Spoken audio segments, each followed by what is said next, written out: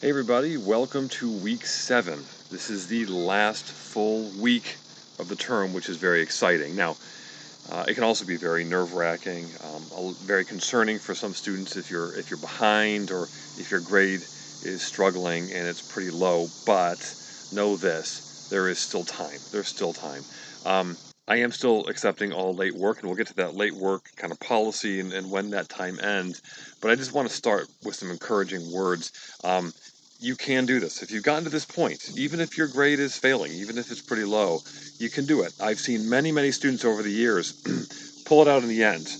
They just buckled down and said, I'm going to get this done one way or another. I'm going to get all this work done. And they did. So I think there is still time. It's just a matter of, do you have the kind of the fire within you to get this going, to push yourself, to really challenge yourself to finish strong. It's on you, okay? Do you really want to do this? Do you really want to be that great role model for your kids? Do you really want to see this goal through to the end? Do you really want that? And how much do you want it? So it's a question of that. Are you ready to push yourself?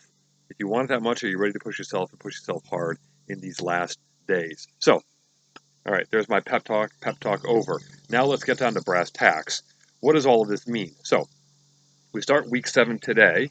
There's also that week 7.5. What is that? The entire term ends next Monday. Next Monday, okay?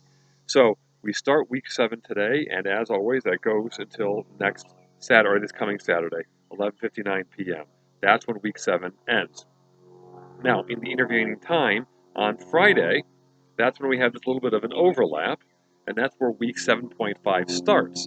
So week 7 starts today and ends on Saturday at 11:59. Week 7.5 starts on Friday and it ends on Monday at 11:59 p.m. So what does that mean when it comes to work, specifically those of you who might still have some late assignments? Late assignments have to be done by Saturday, end of the day, okay? No exceptions. So if you have something that you haven't done from week 5 yet or week 6, if it is next Sunday, a week from today, I won't accept it. I'm not going to look at it, okay? Anything late, and that means anything before week 7, must be in by Saturday at 11:59 p.m.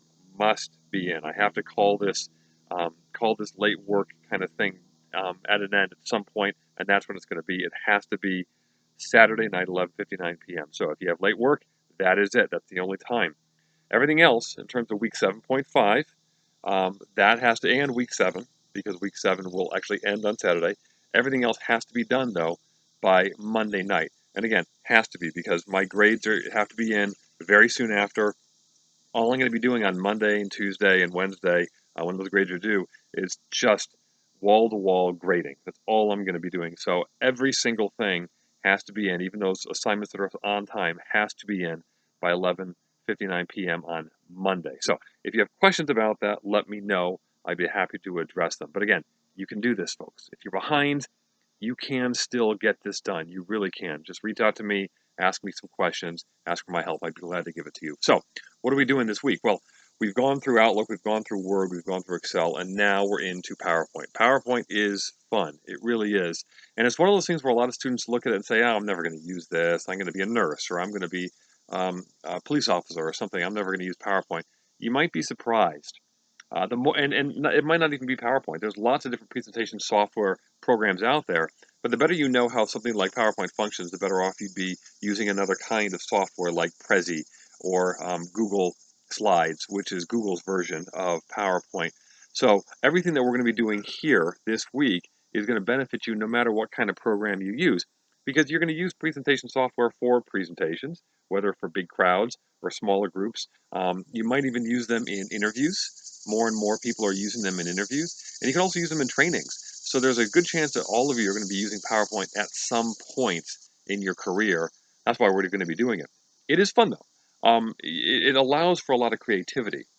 And that's one of the things hopefully you'll be able to see a little bit this week as you go through the lecture and you go through some of the assignments, is that you can use a little bit of your creativity. You have a little more freedom here, which is kind of nice. Now, a lot of what we're going to talk about in the lecture and in this week's discussion board is how to use PowerPoint properly.